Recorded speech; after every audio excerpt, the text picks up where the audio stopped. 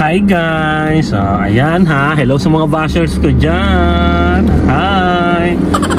Okay, today magpapasahod na ako ngayon sa mga tao ko kasi reklamo kayo ng reklamo, ano ba? Diyos ko. Eto ha, papasahod na ako. Bale ang per day nila is 50 pesos per day. Ayan. Ryan!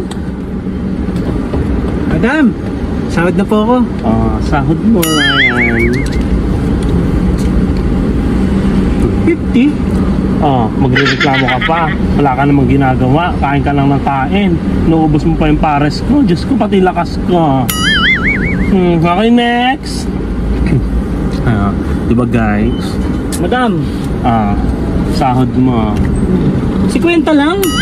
Isa ka pa, magrereklamo ka din. Tulog ka lang naman ng tulog. Lolo pa ng lolo. One time, nahuli kita ha.